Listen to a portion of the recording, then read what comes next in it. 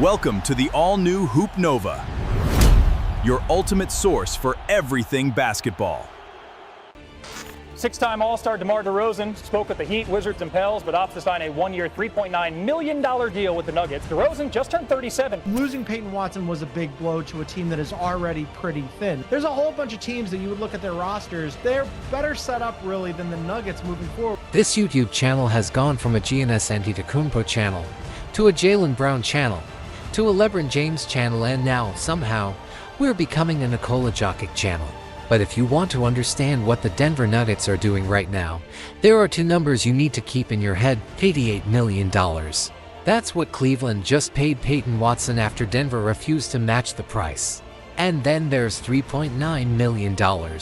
That's what Denver just spent on his replacement, DeMar DeRozan. DeRozan is a six-time All-Star, 37 years old, entering his 18th NBA season, and playing for his fifth team. He's also still chasing the one thing missing from his resume: an NBA championship. On the surface, it's a great story. An aging legend takes a discount to join Nikola Jokic and make one more run at a championship. But the deeper you look into how DeRozan ended up in Denver, the more complicated the story becomes. Because there's a reason DeRozan took the veteran minimum. And I promise you, this was never his plan.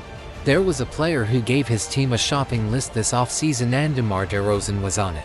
And there's one number buried inside Nikola Jokic's contract that could turn everything Denver has done this month into a countdown clock. Before we get into that, we just dropped a brand new documentary on Julian Newman over on Flight McTV. If you want to check that out, I'll leave it on the end screen. Now, let's get into it. Mic check 1212. What's going on, everybody?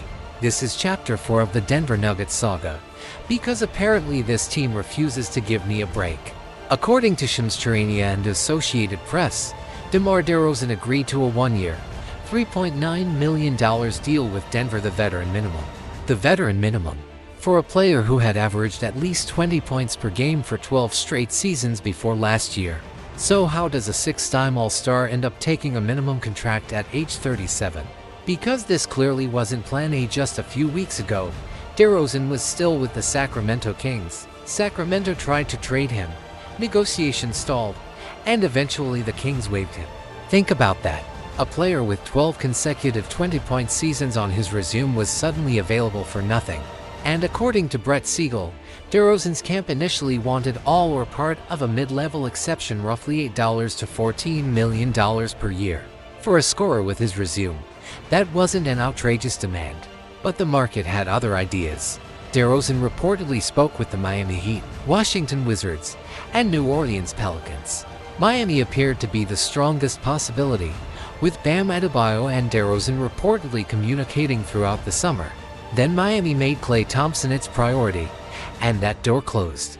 And DeRozan was negotiating in a brutal market. This was the same summer when LeBron James took a minimum deal with the Philadelphia 76ers. When the highest paid player in NBA history is willing to play for the minimum, the market gets very quiet for 37-year-old scorers. Some of that is simply age. DeRozan averaged 18.4 points per game last season, ending a 12-year streak of averaging at least 20. The league saw that decline and priced him accordingly. It's a cold business. And this is where DeRozan's story starts to rhyme with everything else we've been covering. Toronto drafted him 9th overall in 2009. He spent 9 seasons there, became the face of the franchise, and famously never wanted to leave. Toronto traded him anyway for Kawhi Leonard.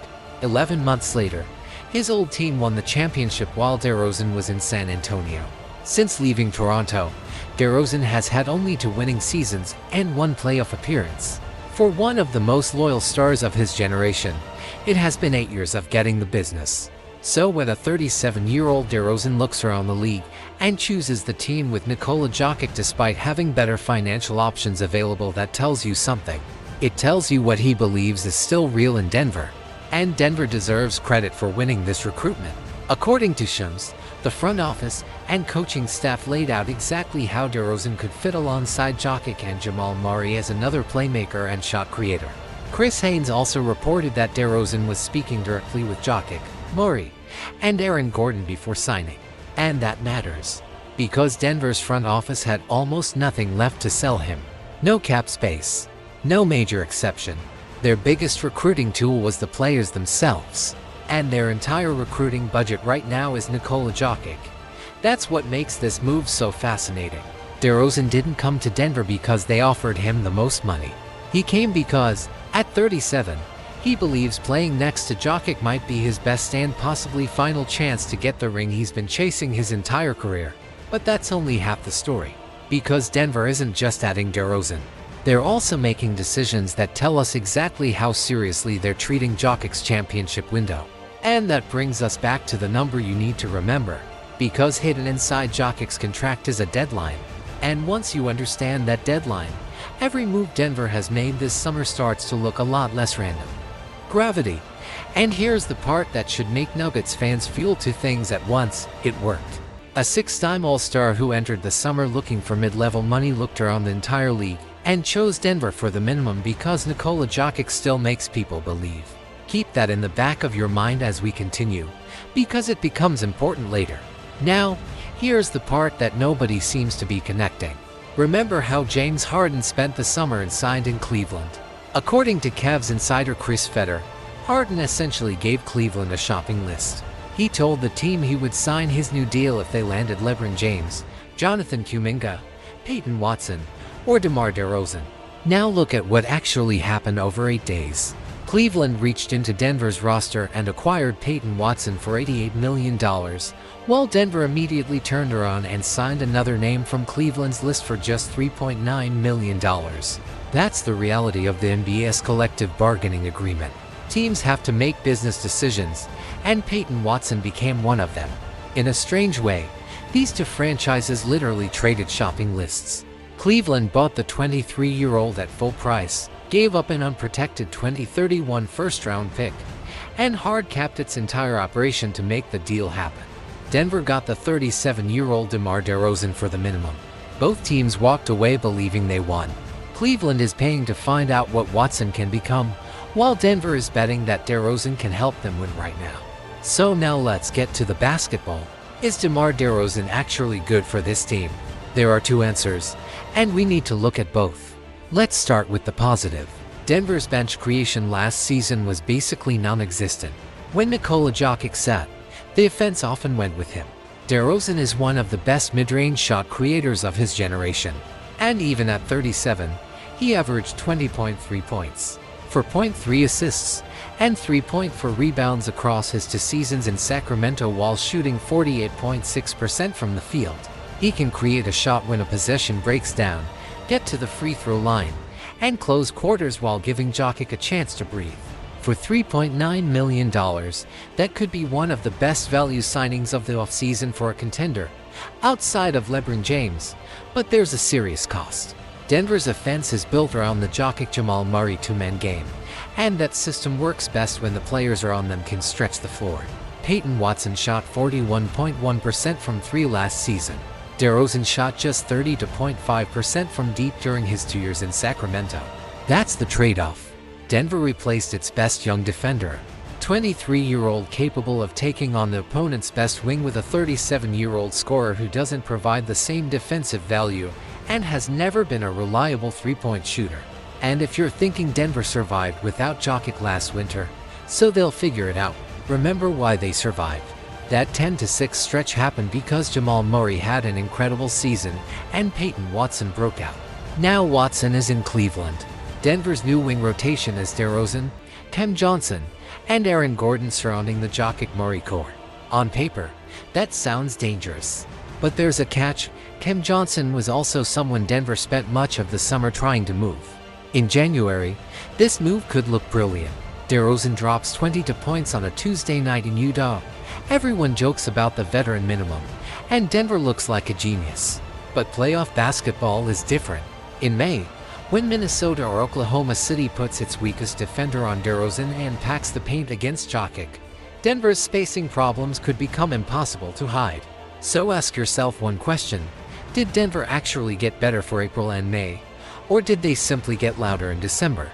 And there's one more thing about Payton Watson that matters, because this story gets even more interesting when you look at what Denver was reportedly thinking about him just weeks ago. There was also a belief inside the league that Payton Watson sat out the entire Minnesota Timberwolves series partly to protect his pending free agency. Now, to be fair, the facts are more complicated. Watson suffered a legitimate hamstring injury during his final regular season game on April 1st. He was officially ruled out, but he never returned during the 6-game series against Minnesota, even while Aaron Gordon played through calf tightness.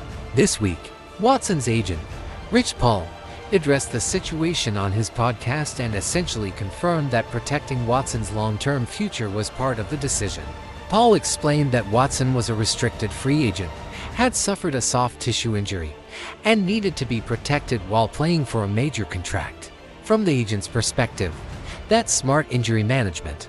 From Denver's perspective, however, they lost a playoff series in 6 games while one of their best young defenders watched from the sidelines.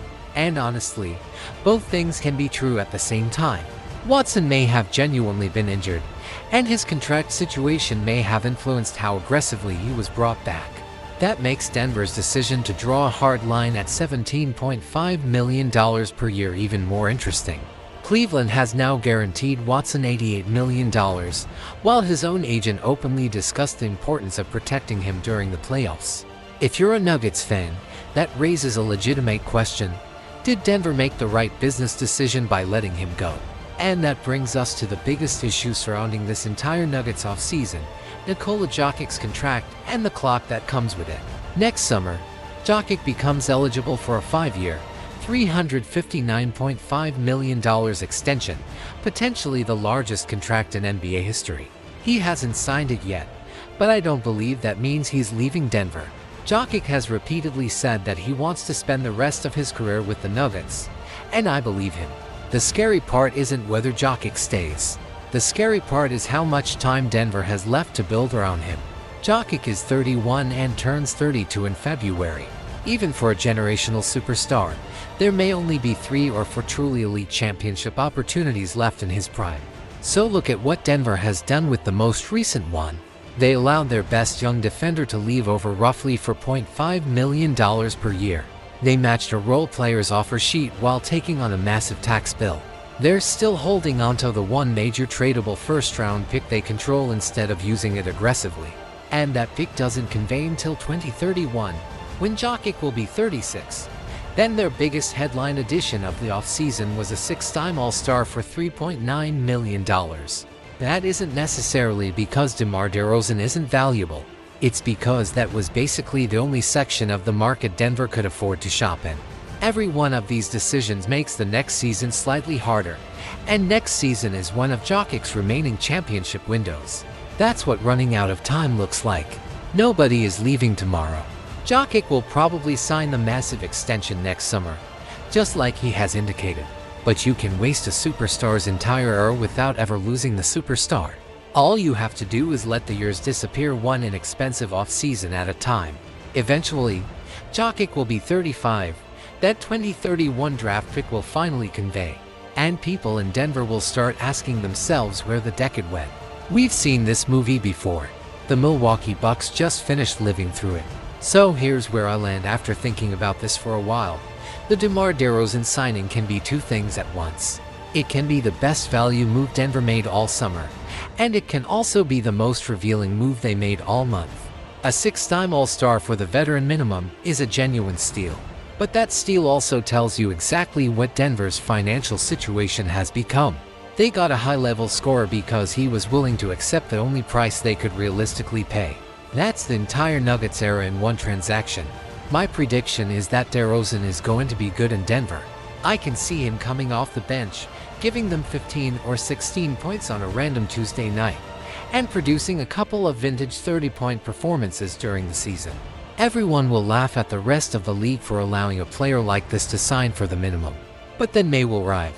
Denver will face a top 3 defense in a slow, half-court playoff series. The floor will shrink. Defenders will stop respecting DeRozan beyond the arc. The paint will become crowded around Jokic, and suddenly the spacing problem will become impossible to ignore. That's when the bill comes due. And we'll all be back here talking about the same thing, how Denver saved money when what they really needed was time. But there is one thing that could completely change my opinion. That unprotected 2031 first-round pick from the Watson trade is still sitting in Denver's pocket. If the Nuggets package that pick before the trade deadline and bring in a legitimate two-way wing who can defend and space the floor, I'll gladly make an apology video, because that would tell me Denver understands exactly what its championship window requires.